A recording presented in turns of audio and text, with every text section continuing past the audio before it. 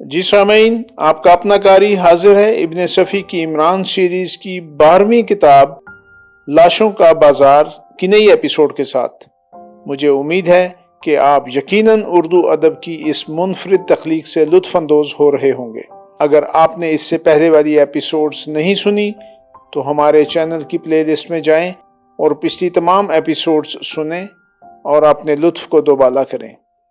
آئیے سنتے ہیں عمران سیریز کی نئی ایپیسوڈ۔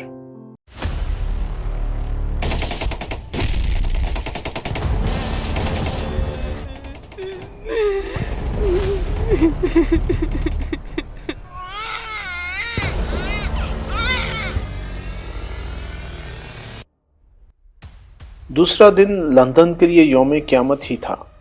یہ حقیقت ہے کہ لندن میدان حشر سے کسی طرح کم نہیں تھا اس دن۔ شاید ہی کوئی ایسی اسٹریٹ بچی ہو جس پر ہنگامے نہ ہوئے ہوں۔ خدا بہتر جانتا ہے کہ یہ سب کچھ میکلارنس ہی کی طرف سے ہوا تھا یا دوسرے بھی میکلارنس کی آڑ میں آپس کی دشمنیاں نکال رہے تھے۔ لندن لاشوں کا بازار بن گیا۔ اتنا زبردست کشت و خون امن کے زمانے میں شاید ہی کبھی ہوا ہو۔ کم از کم تاریخ تو اس کے بارے میں خاموش ہی تھی۔ البتہ لوگوں کا خیال تھا کہ لندن کی عظیم آتش زدگی کے بعد یہ دوسرا ہیجان آفرین واقعہ تھا۔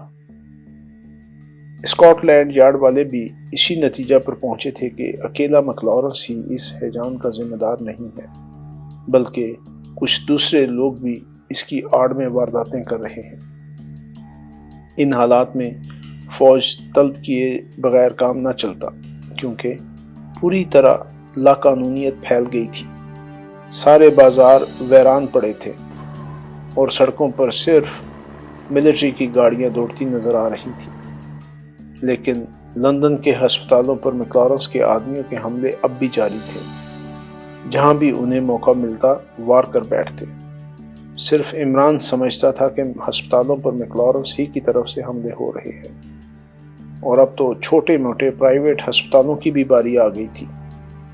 لیکن قبل اس کے کہ اس ہسپتال پر حملہ ہوتا جہاں گہن تھا، عمران نے اسے ہٹا ہی دیا۔ اس کی حالت اب پہلے سے بہتر تھی اور وہ ہوش مندی کی باتیں کر رہا تھا۔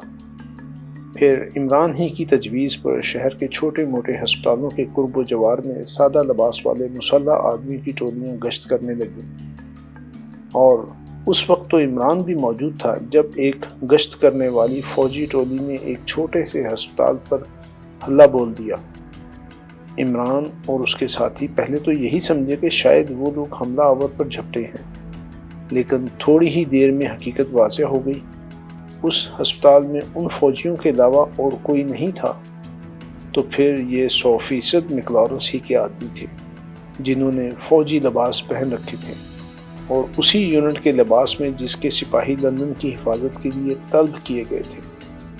عمران کا اشارہ پاتے ہی سادہ لباس والوں نے چھوٹی چھوٹی ٹامی گنیں نکال لی۔ پہلے ہی حملے میں مصنوعی فوجیوں کی ٹولی منتشر ہو گئی، لیکن سادہ لباس والے ان کے گرد گھیرا ڈال چکے تھے۔ چونکہ ان کی کمانڈ 100% عمران کے ہاتھ میں تھی، اس لیے وہ اپنی مصلحتوں کو بروئے کار نہیں لا سکتے تھے۔ ویسے ہی عمران نے ان کی بزدلی کا مذائقہ اڑا اڑا کر انہیں اپنی زندگیوں سے بیزار کر دیا تھا۔ میکلارنس کے آدمیوں کو مجبوراً پھر ہسپتال میں گھسنا پڑا۔ بڑی تیزی سے گولیاں چلنے لگیں۔ کچھ سادہ لباس والے عمران کے اشارے پر ہسپتال کی پشت پر چلے گئے تاکہ وہ لوگ ادھر سے فرار نہ ہو سکیں، لیکن حقیقت یہ تھی کہ میکلارنس کے آدمی عمارت میں داخل نہ ہو سکے تھے، کیونکہ ان کے باہر نکلتے ہی سارے دروازے اندر سے بند کر لیے گئے تھے۔ وہ برآمدے میں ستونوں کی اوٹ سے گولیاں چلاتے رہے۔ باہر بچاؤ کے لیے کافی سامان تھا۔ ادھر عمران نے ریڈیو کار سے ہیڈ کوارٹر کو اطلاع کرائی کہ میکلارنس کے آدمی فلاں ہسپتال میں گھیر لیے گئے ہیں۔ 10 منٹ کے اندر ہی اندر 60 فوجیوں کا ایک دستہ ان کی مدد کو پہنچ گیا، اور آتے ہی پوزیشن لے کر اس نے بھاڑ ماری۔ دونوں طرف سے فائر ہوتے رہے، لیکن یہ سلسلہ 5 منٹ سے زیادہ نہیں چل سکا۔ فوجی دستہ جو آہستہ آہستہ ہسپتال کی طرف بڑھ رہا تھا، ایک بار انہیں غفلت میں ڈال کر اچانک چڑھ دوڑا اور میکلارنس کے آدمی جان بچتی نہ دیکھ کر سامنے آ گئے۔ ان کی برین گنیں گولیاں اگل رہی تھیں، لیکن 1 منٹ کے اندر ہی اندر ان میں سے کوئی بھی اس قابل نہ رہ گیا کہ اپنے پیروں پر کھڑا رہتا۔ 15 نفوس بیک وقت برآمدے کے فرش پر ڈھیر ہو گئے تھے۔ ان میں سے کچھ تڑپ رہے تھے، کچھ دم توڑ رہے تھے اور کچھ گرتے ہی ختم ہو چکے تھے۔ 15 لاشیں، مگر ایک لاش عمران کے لیے بڑی پرکشش تھی۔ یہ ایک بہت لمبے اور زیادہ بھاری جسم کے آدمی کی لاش تھی، اور پھر اس نے یہ بھی محسوس کر لیا کہ اس کے چہرے پر میک اپ کیا ہوا ہے۔ 1 گھنٹے بعد اسکاٹ لینڈ یارڈ میں بڑی مصروفیت نظر آنے لگی، اور پھر وہاں سنسنی پھیل گئی۔ مسرت آمیز سنسنی کہنا مناسب ہوگا۔ پال نے سر ڈیکن کے دفتر میں داخل ہو کر اطلاع دی کہ وہی لمبا آدمی میکلارنس تھا، کیونکہ اس کی انگلیوں کے نشان ان نشانوں سے ملتے ہیں جو سی ہاک بروشو کے تعویذ اور اس عمارت میں ملے تھے جہاں ڈچز اور عمران کو پکڑ کر لے جایا گیا تھا۔ ویسے ہی نشانات اس کار کے اسٹیئرنگ پر بھی پائے گئے تھے جس پر پچھلی رات پال کو اغوا کرنے کی کوشش کی گئی تھی۔ اس ریڈیو کار کے اسٹیئرنگ پر بھی نشانات تھے جس پر کیلی پیٹرسن کے وکیل لے جایا گیا تھا۔ ہو سکتا ہے کہ وہ میکلارنس کا کوئی ملازم ہو، سر ڈیکن نے کہا، مگر جناب والا اس عمارت کی کرسی پر اس کے نشانات ملے تھے۔ اس پر ایک جگہ بروشو کی انگلیوں کے نشانات کے علاوہ اور کسی قسم کے نشانات نہیں ملے۔ واضح رہے کہ بروشو اس مکان کی صفائی کیا کرتا تھا اور اس کرسی پر وہی لمبا آدمی بیٹھا ہوا تھا۔ یہ عمران اور ڈچس دونوں کا بیان ہے، اور وہ لمبا آدمی میرے یا آپ کے لیے گمنام بھی نہیں ہے۔ یہ وہی خطرناک آدمی پیلویدا ہے جو آج سے 10 سال پہلے برازیل سے یہاں آیا تھا اور اس نے یہاں ہلچل مچا دی تھی۔ ہم اسے گرفتار کرنے سے قاصر تھے اور پھر یک بیک غائب بھی ہو گیا تھا۔ اس کے ٹھیک 2 سال بعد میکلارنس کا نام سنا گیا تھا۔ سر ڈیکن کچھ نہیں بولے۔ اسی شام بی بی سی سے میکلارنس کے انجام کا اعلان کر دیا گیا۔ اس کی ہسٹری براڈ کاسٹ کی گئی، جس کے مطابق وہ جنوبی امریکہ کا ایک خطرناک بدمعاش پیلویدا تھا جو سالہ سال میکلارنس کے نام سے لندن پر چھایا رہا۔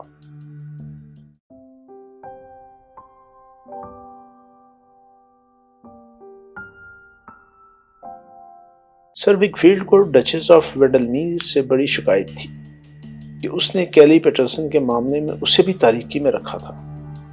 ویسے تو یہ شکایت پورے لندن کو ڈچز سے ہو سکتی تھی، لیکن یہاں معاملہ ہی دوسرا تھا۔ کیلی پیٹرسن سر وکفیلڈ کی حسین سیکرٹری لارا نکلی۔ اس کے بیان کے مطابق وہ 3 سال سے اس کی سیکرٹری کے فرائض انجام دیتی رہی تھی۔ سر وکفیلڈ کو ڈچس سے شکایت اس لیے تھی کہ ان دونوں کے تعلقات بہت اچھے تھے۔ کیلی پیٹرسن کا وجود بھی لندن والوں کے لیے کافی سنسنی خیز رہ چکا تھا، لہٰذا سر وکفیلڈ نے ایک بہت بڑے جشن کا اہتمام کیا جس میں لندن کی چیدہ چیدہ ہستیاں مدعو کی گئیں۔ ان میں سر وکفیلڈ کا پرانا دوست سنگ ہی بھی تھا۔ وہ لوگ بھی تھے جنہوں نے میکلارنس کو فنا کرنے میں حصہ لیا تھا، اور پھر ان میں عمران کیوں نہ ہوتا، وہ تو سب سے آگے تھا، اور اس وقت کیلی پیٹرسن اور ڈچز آف ویڈلمیر کے درمیان اسے جگہ ملی تھی۔ اور میں 8 بجے کے قریب جب حاضرین کے دماغ عمدہ قسم کی شرابوں سے سرور میں ہچکولے لے رہے تھے، کیلی پیٹرسن تقریر کرنے کھڑی ہوئی۔ حال تالیوں سے گونج اٹھا۔ سر وکفیلڈ کا بھتیجا لارڈ وکفیلڈ کیلی پیٹرسن کو لگاوٹ کی نظروں سے دیکھ رہا تھا۔ لیڈیز اینڈ جینٹلمین، کیلی نے پرجوش تالیوں کے جواب میں متشکرانہ انداز میں جھک کر سیدھے کھڑے ہوتے ہوئے کہنا شروع کیا، میری پچھلی زندگی میرے لیے بڑی سنسنی خیز تھی اور میں اس میں بہت خوش تھی۔ سمجھ میں نہیں آتا کہ میکلارنس یا وہ جو کوئی بھی رہا مجھ میں اتنی دلچسپی کیوں لینے لگا تھا۔ اب وہ مر چکا ہے، اس کا جواب کون دے؟ کیلی پیٹرسن خاموش ہو کر چاروں طرف دیکھنے لگی۔ میں دے سکتا ہوں اس کا جواب، دفتن عمران ہاتھ اٹھا کر بولا۔ مجھے خوشی ہوگی جناب، کیلی نے کہا۔ میکلارنس یہ سمجھتا تھا کہ Kelly Peterson her highness duchess of Wendelmere کا ایک اسٹنٹ ہے، وہ خود ہی کیلی پیٹرسن کی دولت سمیٹ رہی ہے۔ ہاں جناب، کیلی نے کہا، میں خود بھی اس نتیجے پر پہنچی ہوں۔ اس نے یہ سب کچھ دراصل اس لیے کیا تھا کہ اگر یہ واقعی ہر ہائنس کا فراڈ ہے تو وہ اس کا اعتراف کر لیں اور میکلارنس انہیں بلیک میل کر کے تا زندگی بڑی بڑی رقمیں وصول کرتا رہے۔ غالباً اسے پہلے ہی سے اس کا علم بھی ہو گیا تھا کہ لارڈ ہیوشام کا ترکہ بھی مجھے ہی ملے گا، لہٰذا وہ جلد از جلد ہر ہائنس سے اعتراف کرا لینا چاہتا تھا۔ مگر مجھے یقین ہے کہ اس وقت اس کی امیدوں پر اوس پڑ گئی ہوگی جب لارڈ ہیوشام کے وکیل نے میرے منظر عام پر آ جانے کے بعد ہی ترکہ منتقل کرنے پر زور دیا تھا۔ کیلی خاموش ہو کر بڑے دل آویز انداز میں ہنسی، پھر بولی، اگر وہ میرے چکر میں نہ پڑتا تو شاید اس طرح نہ مارا جاتا۔ یہاں میں تم سے متفق نہیں ہوں مس کیلی، اس کا کیس، عمران نے ہاتھ اٹھا کر کہا۔ کیوں؟ میرا خیال ہے کہ میں غلط نہیں کہہ رہی۔ میں بھی صحیح عرض کر رہا ہوں کہ ہسپتالوں کے چکر میں پڑ کر مارا گیا۔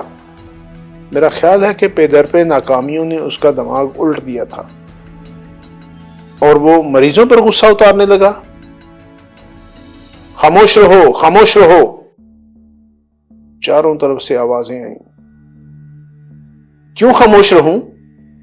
عمران نے کھڑے ہو کر کہا۔ میکلارنس کا کیس میں نے مکمل کیا تھا مس کیلی نے نہیں۔ آپ کو کیا معلوم کہ میکلارنس کے چکر میں پڑ کر میں نے اپنا معدہ برباد کر لیا؟ لوگ ہنسنے لگے اور عمران بولا، نے کہا، یہ ایک غور طلب مسئلہ ہے کہ میکلارنس نے ہسپتالوں پر کیوں حملے شروع کیے تھے۔ بیٹھ جاؤ، وہ یقیناً پاگل ہو گیا تھا، سر ڈیکن ہاتھ اٹھا کر بولے۔ نہیں جناب، وہ مر جانے کے بعد بھی پاگل نہیں ہو سکا، آپ یقین کیجئے۔ سنگھی اپنے دوست سر ویکفیلڈ کی طرف دیکھ کر ہنسنے لگا، لیکن شاید سر ویکفیلڈ کو عمران کی بکواس بہت گراں گزر رہی تھی۔ یہ لڑکا بہت شاطر ہے سر ویکفیلڈ، سنگھی نے کہا۔ چھوڑو پیارے سنگ، سر ویکفیلڈ بڑبڑایا، مجھے کتنی خوشی ہے کہ ہم اتنے دنوں کے بعد ملے ہیں۔ لندن میں تم کسی بات کی تکلیف نہ اٹھانا، میری تجوریاں ہر وقت تمہارے لیے کھلی رہیں گی۔ اب ان تقریروں کو ختم ہو جانا چاہیے، میں اکتاہٹ کا شکار ہو رہا ہوں۔ اکتاہٹ تمہارا بہت پرانا مرض ہے سر ویکفیلڈ۔ ہاں دوست سنگ، زندگی ایسی ہی ہے۔ ادھر عمران کی اوٹ پٹانگ بکواس جاری تھی۔ اچانک اس نے کیلی کو مخاطب کر کے کہا، وہ تمہارے شوہر کی تلاش میں تھا۔ اس پر پھر لوگوں نے عمران کو برا بھلا کہنا شروع کر دیا اور سر ڈیکن کے انداز سے تو ایسے معلوم ہو رہا تھا جیسے وہ اسے مار ہی بیٹھیں گے۔ ہاں کیلی پیٹرسن، میں تم سے کہہ رہا ہوں کہ وہ تمہارے شوہر کی تلاش میں تھا۔ کیا بکواس ہے، کیلی نے کہا، لیکن اس کے لہجے میں جھلاہٹ سے زیادہ خوف تھا۔ شوہر، آ جاؤ پیارے، عمران نے کسی کو آواز دی۔ دفتن قدموں کی آواز سنائی دی اور ایک آدمی کمرے میں داخل ہوا۔ یہ ڈچس کا گم شدہ سیکٹری گوہن تھا۔ جیسے ہی وہ اندر داخل ہوا، ایک آدمی اپنی جگہ سے اٹھا۔ نہیں جناب، آپ برائے کرم بیٹھے رہیے، عمران نے کہا۔ اس وقت اس کی آواز عجیب ہو گئی۔ وہ کھلنڈرے عمران کی آواز نہیں معلوم ہوتی تھی، وہ کسی انتہائی شفاق آدمی کی آواز تھی۔ خود سر ڈیکن بھی چونک پڑے، وہ شدت سے بکھلا گئے، کیونکہ عمران نے جس آدمی کو بیٹھے رہنے کی تاکید کی تھی وہ سر ویکفیلڈ تھا۔ سر ویکفیلڈ، تم مسٹر گوہن اور مسز گوہن کو بھی اچھی طرح پہچانتے ہوں گے۔ اگر تم بے تکی بکواس کرو گے تو میں تمہیں دھکے دلوا کر نکلوا دوں گا۔ تم ایسا نہیں کر سکتے کیونکہ ابھی تک اسکاٹ لینڈ یارڈ نے میری خدمات سے سبکدوش مجھے نہیں کیا۔ عمران، سر ڈیکن نے اسے ڈانٹا۔ میں کچھ نہیں بولوں گا جناب۔ ہاں پیارے گہن، تم شروع ہو جاؤ۔ مر گئی۔ لارا میری بیوی ہے، گہن بولا۔ کیلی پیٹرسن نہیں ہے۔ کیلی پیٹرسن ڈچس آف ونڈلمیر کا ایک اسٹنٹ ہے۔ کیلی مر چکی ہے اور آسٹریلیا ہی میں دفن بھی ہے۔ ثبوت کے لیے میرے پاس کاغذات موجود ہیں۔ میں کیلی کو بہت قریب سے جانتا تھا، بلکہ کہنا چاہیے کہ وہ میری محبوبہ تھی۔ ڈچس ان دنوں آسٹریلیا ہی میں تھی اور اس غریب لڑکی پر بہت مہربان تھی۔ ایک دن وہ اچانک ہیضے کا شکار ہو کر مر گئی۔ ظاہر ہے کہ وہ غریب لڑکی تھی، اس لیے اس کی موت ایسی نہیں ہو سکتی تھی جس کی شہرت ہوتی۔ یہ کیا بکواس ہے؟ ڈچس ہسٹریائی انداز میں چیخی اور عمران کے ان ساتھیوں نے ریوالور نکال لیے جو اب بھی اس کے چارج میں تھے۔ سر ڈیکن نے پھر دخل دینا چاہا، لیکن وزیر داخلہ جو معزز مہمانوں میں سے تھے ہاتھ اٹھا کر بولے، اسے کہنے دو، اگر وہ ثابت نہ کر سکا تو دیکھا جائے گا، لیکن میں اپنی چھت کے نیچے ہر ہائنس کی توہین نہیں برداشت کر سکتا۔ سر وگ فیلڈ کو رایا، یہ تمہاری نہیں، ملک معظم کی چھت ہے، چپ چاپ بیٹھے رہو۔ وزیر داخلہ نے پرسکون اور باوقار لہجے میں کہہ کر گہن کو بیان جاری رکھنے کی اجازت دی۔ حضور والا، گہن گلوگیر آواز میں بولا، میں بہت برا آدمی ہوں، خدا مجھے معاف کرے۔ میں ڈچس کے بحرخانے میں آ گیا تھا۔ انہوں نے مجھے کثیر دولت کا لالچ دے کر اس بات پر آمادہ کر لیا کہ میں اس فراڈ میں شریک ہو جاؤں۔ کیلی کی موت کے بعد ہی سے انہوں نے اس کے مالدار چچا سے خط و خطابت شروع کر دی۔ مجھے علم تھا کہ کیلی اپنے کسی ایسی چچا کے وجود سے واقف نہیں تھی جن کی موت اس کی تقدیر بدل دیتی۔ بہرحال ڈچس کیلی کی طرف سے اس کے چچا سے خط و خطابت کرتی رہی۔ پھر کیلی کی موت کے ٹھیک 2 سال بعد اس کے چچا کے وکیل کا خط پہنچا کہ کیلی پیٹرسن لندن پہنچ جائے، اس کے چچا کا انتقال ہو گیا ہے۔ یہ بات مجھے بعد میں معلوم ہوئی کہ وکیل بھی ڈچس سے ملا ہوا تھا۔ ڈچس مجھے بھی اپنے ساتھ لندن لائیں، جس کی وجہ غالباً یہ تھی کہ میں نے ایک بہت بڑی چالاکی کی تھی۔ وہ یہ کہ کیلی کے کاغذات ڈچس کے حوالے نہیں کیے تھے۔ وہ آج بھی میرے پاس محفوظ ہیں۔ اگر میں کاغذات ڈچس کے حوالے کر دیتا تو شاید آج یہ کہانی دہرانے کے لیے زندہ نہ ہوتا۔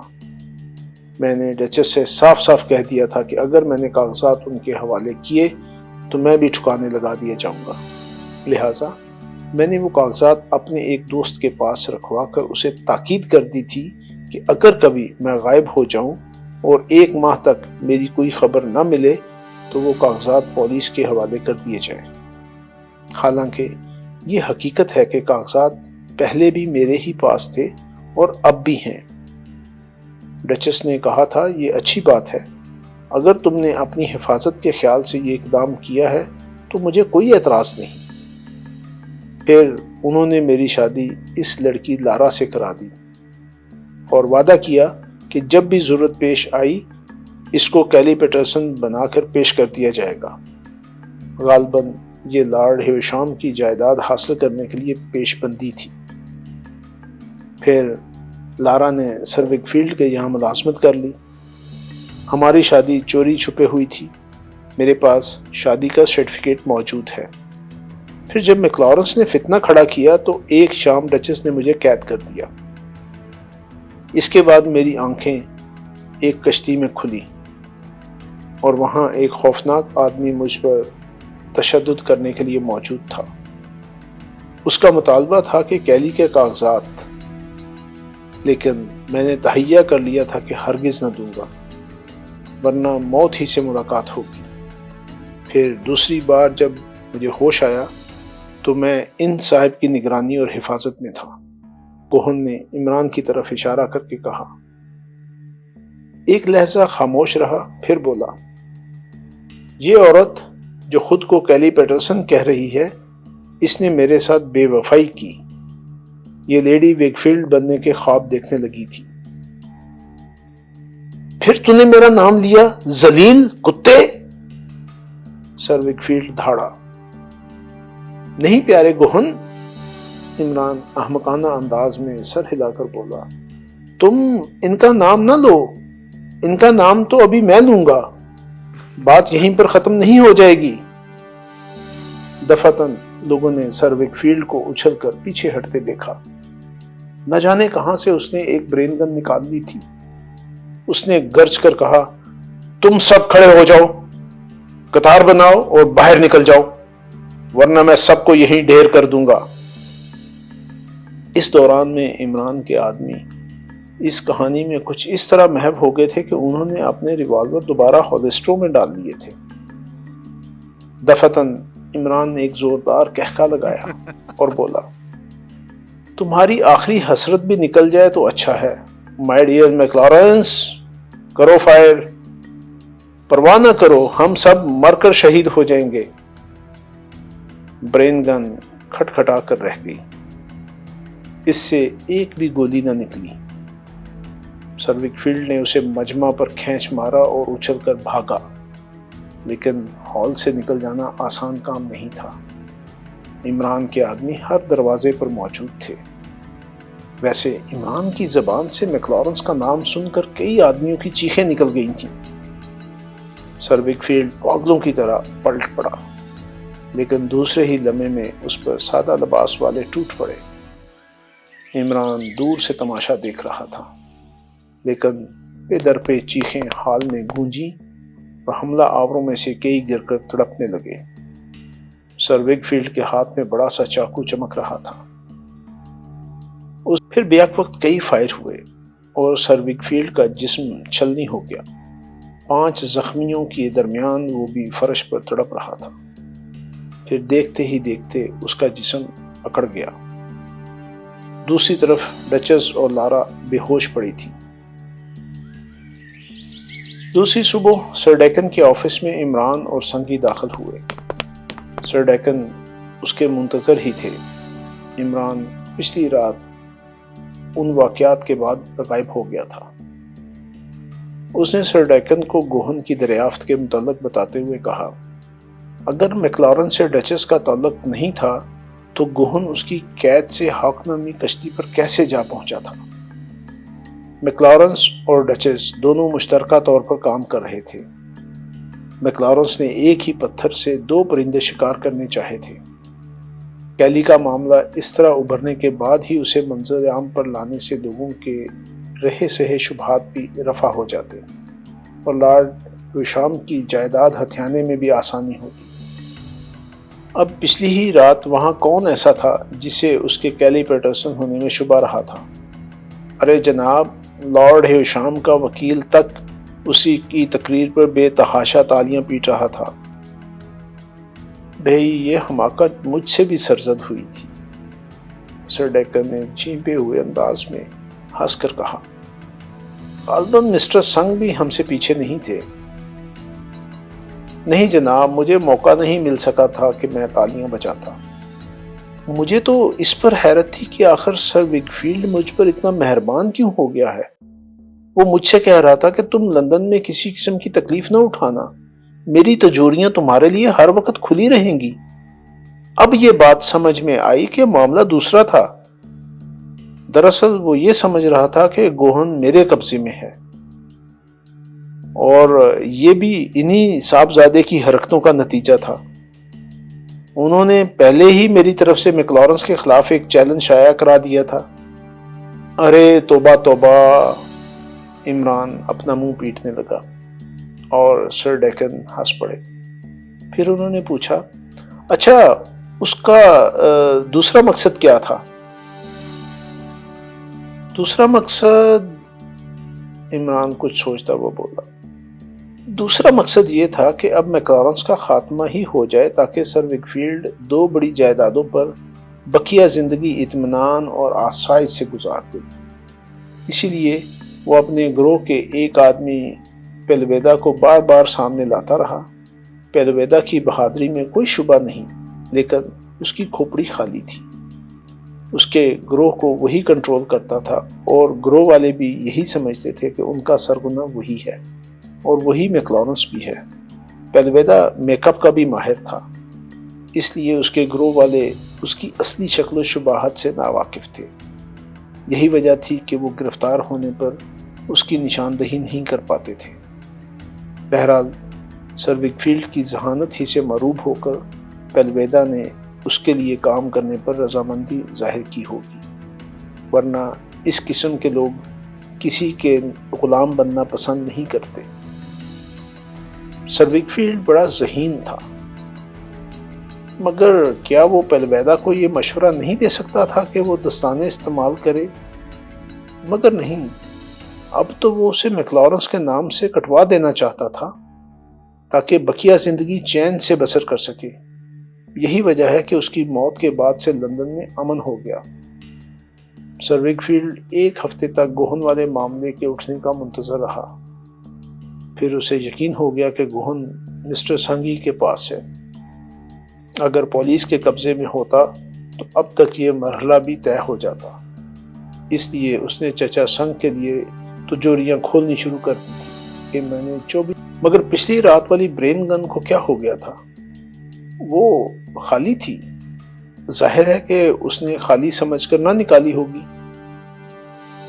وہ پہلے ہی خالی کر دی گئی تھی۔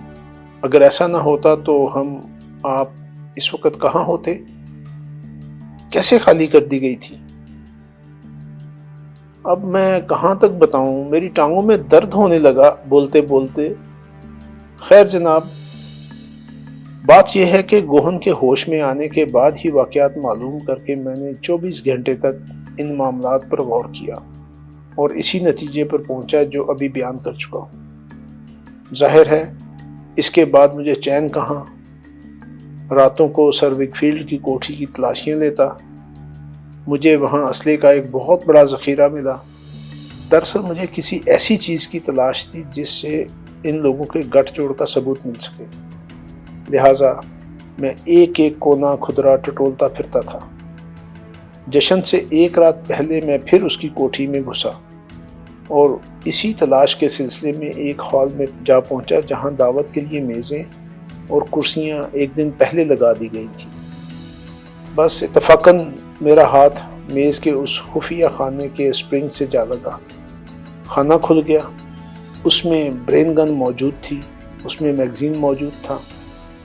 اس کے سامنے رکھی ہوئی کرسی پر نظر ڈالی تو وہ میزبان کی ثابت ہوئی۔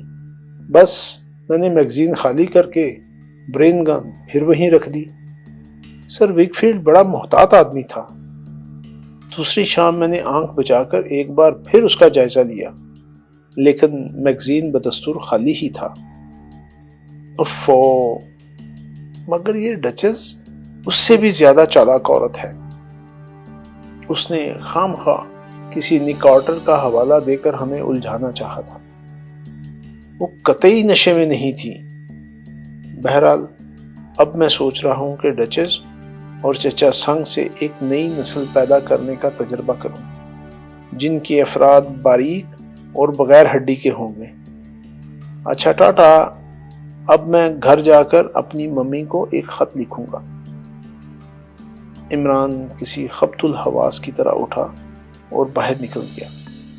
سنگھی اور سر ڈیکن ہنستے رہ گئے۔ جی سامعین، آپ نے عمران سیریز کی نئی ایپیسوڈ سنی۔ مجھے یقین ہے کہ آپ ضرور اس سے محظوظ ہوئے ہوں گے۔ آپ کا قاری آپ سے اجازت چاہتا ہے، مگر جانے سے پہلے ہمارے چینل کو ضرور سبسکرائب کریں، اپنے دوستوں اور دیگر حلقہ احباب میں بھی اسے شیئر کریں۔ ملتے ہیں کچھ دیر کے بعد نئی ایپیسوڈ کے ساتھ۔